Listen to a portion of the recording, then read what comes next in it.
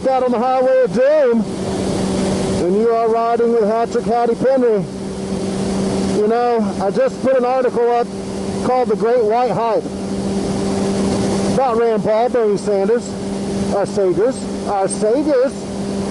Friends, you got to be blind to the fact that this little jewel of a problem of our country that we're in does not have but a single facet.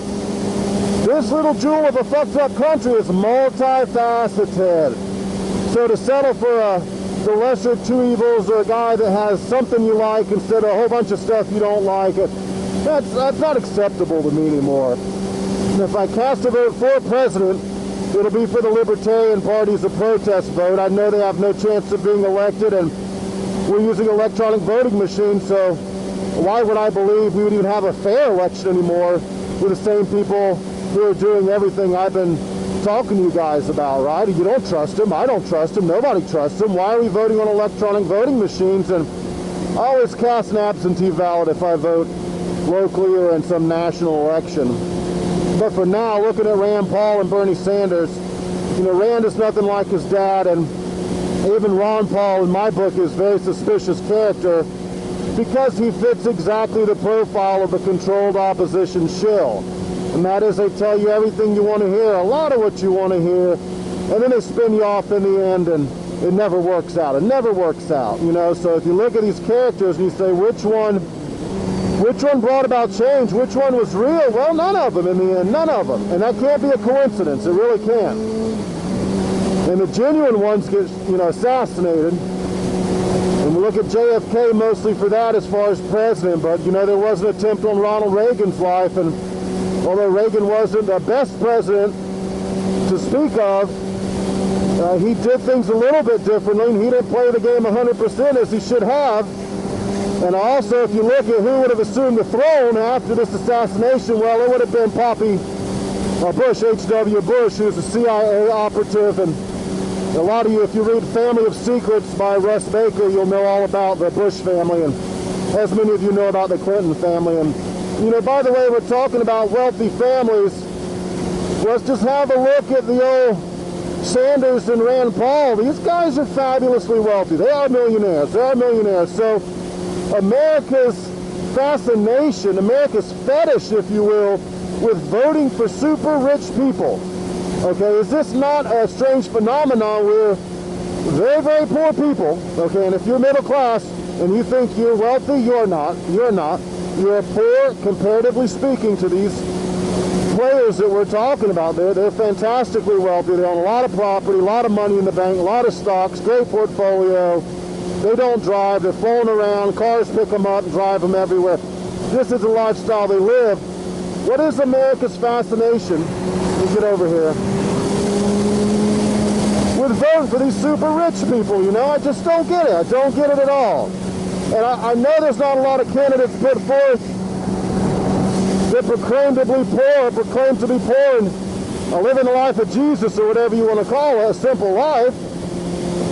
But there are alternatives, and one of them is that Libertarian Party. And when you vote Libertarian, you know, no, there's no chance of them being elected, but it's a protest vote. And if you support Libertarian, you support the Constitution, you support the Bill of Rights, and you support the country that I believe in, the country that I want to exist, which does not exist right now, never did exist, but we have hopes that one day it will. So we've never truly been free in this country. We just switched from manacles and outright slavery to a more subtle, sublime form of slavery where you're just a wage slave is what it amounts to. So, and you know, Bernie Sanders talks a great talk economically, but like I say, he's a one-facet guy. Look at his Israel policy. Look at his foreign policy. Look at all what he won't talk about. In my article, I list a lot of important things, you know, they're not willing to talk about. No one's holding anyone accountable for all these crimes that are going on in this country. Treason, if you ask me. Woo-hoo! Calm your passion, slow it down there, boy. They will get you up in here. They say I try to observe the speed limit. If I do go over, it's not by much, and generally it's not intentional. There's places and times the speed if you really want to open it up. If I really want to open the Hayabusa up, the simple fact is the safe, reasonable, logical, rational The thing to do is take it down to the Gainesville Raceway, and could run the quarter mile a couple of times, but I'm leery of doing that because you don't know what's on the track, and oil and gas and stuff that's been spilt. And I know they try to keep the tracks clean and they bring the torch out and burn all the stuff off from time to time, but Highway 441 is to recently be redone. It's a beautiful, nice, smooth road, a lot of traction, beautiful drive, very scenic. You know, I can still rope on the bike a little bit without getting thrown in jail or my license taken from me, and still observe the speed limits. If you want to crank it up another notch, you can always hit the interstate. And you go with the flow of traffic there, you can always argue you had to stay with the flow of traffic, which is generally about 15 miles over. They're doing about 85 on I-75 when I go out there. On this road, they're 5 to 10 miles over all the time, usually 10 miles over on 441. It's posted 60, they're doing 70. Posted 65, they're doing 75.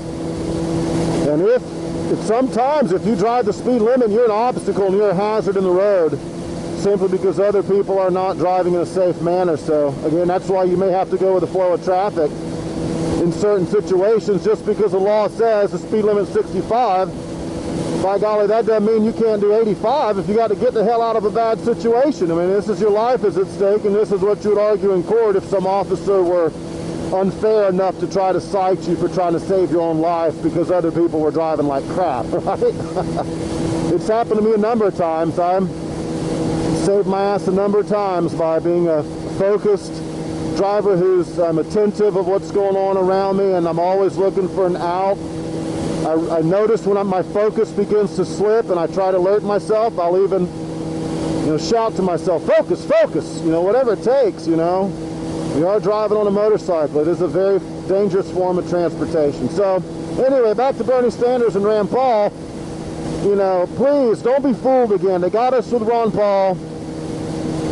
He certainly could have won a presidential election had he run independent. He certainly had enough people. Everyone was disappointed. I can't tell you how much of a stadium he filled up. It was a lot. Ron Paul could pack a stadium, and Mitt Romney had to place the cameras in the correct position, so it looked like there were a lot of people there. Mitt Romney was not attracting a crowd. He was not bringing in a crowd. Ron Paul was. Ron Paul could have easily defeated Barack Obama, but these elections are rigged, and Ron Paul was your standard carrot in front of the donkey to lead you on. I mean, that's why Alex Jones promoted him, and all these known shills said vote Ron Paul, Ron Paul. Well, I did an article on Ron Paul back in 2012, and I said if he drops out or something happens, you know, that's a red flag, because you see the support he's got. I mean, I agreed with everything Ron Paul said, except he wouldn't say a damn thing about nuclear power and the Fukushima plume-gate cover-up, you know, that proves all these agencies conspired. DHS, FEMA, totally useless. You know, I'd close those agencies down ASAP. You know, but Ron Paul never used that in his election run. Neither did Mitt Romney. You got the president's worst case scenario that shows Obama knew all about what was going on.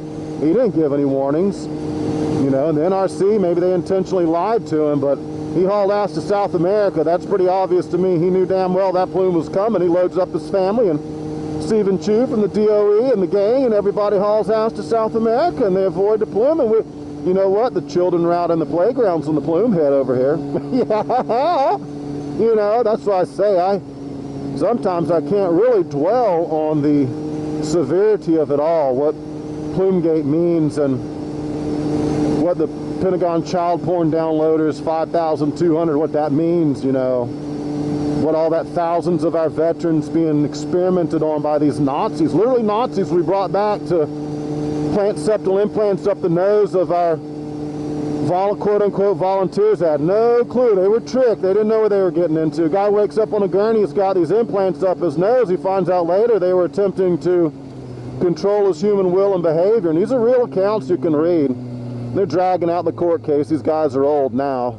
They're hoping they just die off and forget about it, you know. So that ain't gonna happen. I'm not gonna forget about it.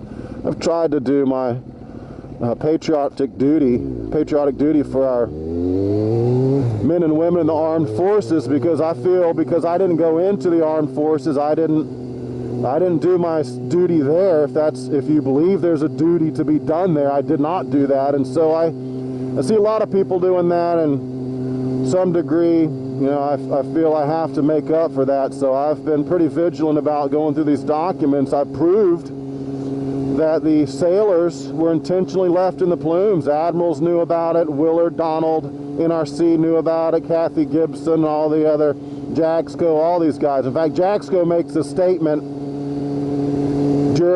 while things are unfolding, that he says to the Admiral, not sure if it's Willard or Donald, but one of the two, and he says, look, these guys sailors on the ships have a right to know of any level of radiation. Even if we deem that it's harmless, Jaxco says they have a right to know about any radiation. And when you look into that comment and really give it due consideration, he knows damn well those levels were high and those ships should have been moved. I'm tired of waiting there for people, you know what I'm saying? I mean, he knows those ships should have been moved, so Jaxco was doing the right thing by saying in that recorded Freedom of Information Act, recorded conversations from the Situation Room, he's careful to say that. Those sailors had a right to be told of any level of radiation, right? Not that you could have got off the boat and gone home if you'd have wanted to at that time, but, you know, they knew exactly what the severity of the incident. They knew about the repeated plumes. They knew it was Unit 4 spent fuel pool and melted down, largely melted down. 1, 2, and 3 had melted down. MOX fuel in number 3. And so they knew this. They knew it was a repeated, by and large, offshore event. And so they just left the ships there. They didn't want to panic the American public. They don't want the world to know this was much worse than Chernobyl. And so that's when the cover-up began, when they left the sailors right there in the plumes, and they said, look, if we move these guys at all, you know, everyone will know. And I got a great clip from the NRC where the two guys are running worst-case scenarios, and they're talking about they're having angst over moving Navy ships, and one guy says to the other, well, if you're having angst, you're stressing out, he's saying, over having to move these Navy ships out of these radioactive plumes, you run more than one worst-case scenario. And the other guy says, yeah, that's what we're thinking. We run more than one worst-case scenario. And what's to be taken out of that? Well, it's pretty damn obvious. You just keep running worst-case scenarios and playing with the variables until you get one that you look at and you say, hey, look at this one. Hey, we don't have to move the Navy ships after all. Yay! You know, so that's why when I look at the lawyer representing these guys in the Navy, I'm telling you, I'm suspicious he's controlled opposition. And yes, they do bring lawsuits against themselves with a controlled opposition lawyer, and it's doomed to fail, doomed to fail. Well, why would you sue the NRC if someone else is, right? And he's controlled opposition. He's going to bungle the case. He's going to ruin the case, and the NRC is going to come out on top. And this is similar to what I suspect with this.